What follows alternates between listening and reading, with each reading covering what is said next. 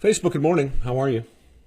Nice to see you. Happy Sunday. I'm just scrolling through the comments here on the old Facebook page, and it appears that a majority of the 4 million people who are regular visitors to this little page want me to run for the president of the United States. I'm flattered, as I have been over the last year by the suggestion, but I just have to take a quick moment before we jump into another short story here on the way I heard it. A quick moment to tell you that while I love our country very, very much, and while I believe I would be an excellent and interesting candidate, I'd be a terrible president. You got to know that, right? I can barely keep a TV show on the air, much less a country united. But I understand your frustration. I really do. I was watching the local and the national news moments ago, and I had to turn it off. I'm not even sure I'm going to watch the debate tonight. I'm going to try.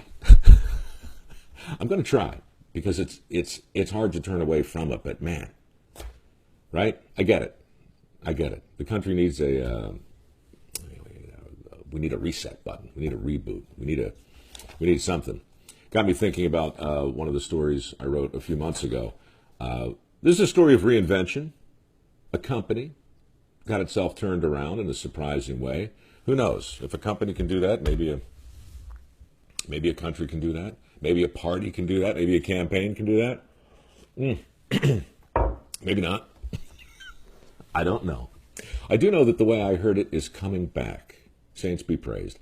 I've been writing for the last couple of days. I have a stack of stories now. I like to get ahead of the curve a little bit, so somewhere toward the end of October, we'll be back on iTunes and Stitcher and Google and all the other places. In the meantime, I'll read you some oldies but goodies from the vault, and hopefully we can enjoy a civilized cup of coffee together as our political system goes up in flames and we look back over our shoulders with hope, optimism, great trepidation, and a touch of ennui. But not despair, never despair. All right, here it is. Excuse me for 1 second.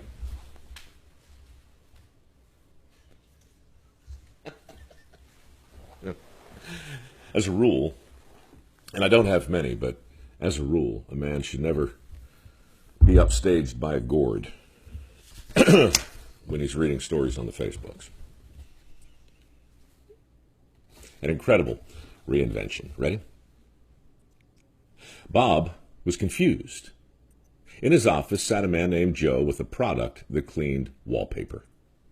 Joe wanted to advertise his product on Bob's show, but Joe had no money to pay for a commercial. Moreover, Joe didn't seem to understand that Bob's audience was comprised mostly of 7-year-old kids. So Bob's confusion was completely understandable. Even if you could afford to advertise on my show, said Bob, why would you want to? Why would a kid want wallpaper cleaner? These were all fair questions, posed with a measure of incredulity entirely appropriate for the moment at hand, because not only did Joe have no advertising budget, he wanted Bob himself to actually demonstrate the product on television in exchange for a tiny percentage of future sales. It was, without question, the craziest pitch Bob had ever heard.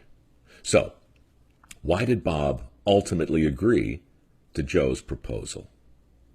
The answer starts a generation earlier, back when everybody's home was heated with coal. Remember that scene from A Christmas Story when the old man is downstairs cursing at the furnace while Ralphie and his brother watched thick black smoke billow out of the vent and up the kitchen wall? Remember those smudges all over the wallpaper? That was the price we all paid for staying warm in the winter. Dirty wallpaper. From Main Street to Wall Street, wherever there was wallpaper, long, dark ribbons of soot arced up from the floorboards to the ceiling, creating bold new patterns on otherwise tasteful designs. The soot was simply impossible to remove without destroying the paper underneath.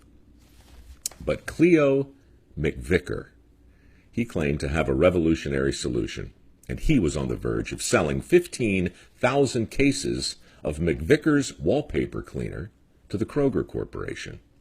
But the Kroger executives were skeptical. How could such a little soap company deliver on such a massive order so quickly?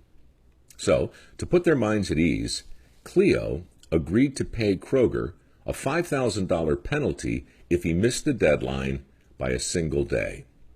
So Kroger placed the order, and Clio was ecstatic. There was just one small issue. That revolutionary wallpaper cleaner that Clio agreed to deliver, that didn't exist. Basically, Clio sold a product before he invented it, which is a great way to keep things exciting.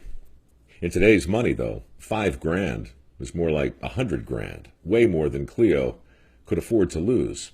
So, with the clock ticking, Clio began experimenting with dozens of concoctions from countless chemical combinations until he finally hit upon the magic recipe. A thick white paste that removed the soot from the walls without leaving a residue or tearing the paper. Clio made the deadline, barely, and before long, McVicker's wallpaper cleaner was available in stores from coast to coast. But of course, in business and in life, the winds of fortune blow in all directions. Not long after Clio struck it rich, natural gas came along. That meant no more soot. And then came vinyl wallpaper. That meant no more need for revolutionary wallpaper cleaners. And then came a tragic plane crash, and that meant no more Clio McVicker. So, what do you do with a leaderless company that sells a product that nobody needs? That was the question now facing Clio's son, Joe, the aforementioned young man who suddenly found himself in charge of his late father's company, the same Joe who was now trying to persuade one of America's most trusted TV personalities to personally demonstrate an obsolete cleaning product to a national audience of children in exchange for 2% of future sales.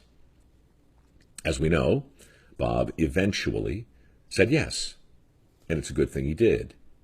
Before long, the same product that had been sitting on the shelf at 35 cents a pound was flying off of the shelves at $1.50 a pound.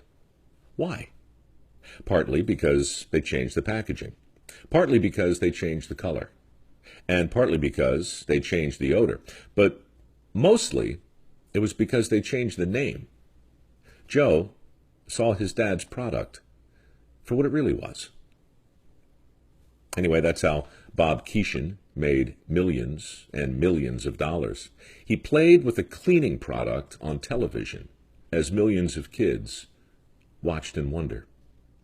And that's how Joe McVicker wound up selling 1 billion cans of his dad's wallpaper cleaner by putting it in the hands of the one and only Captain Kangaroo and calling it something a nation of children might actually enjoy playing with.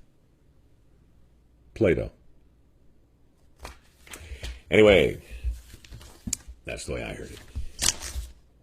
There's a metaphor in there, right, for what's going on right now?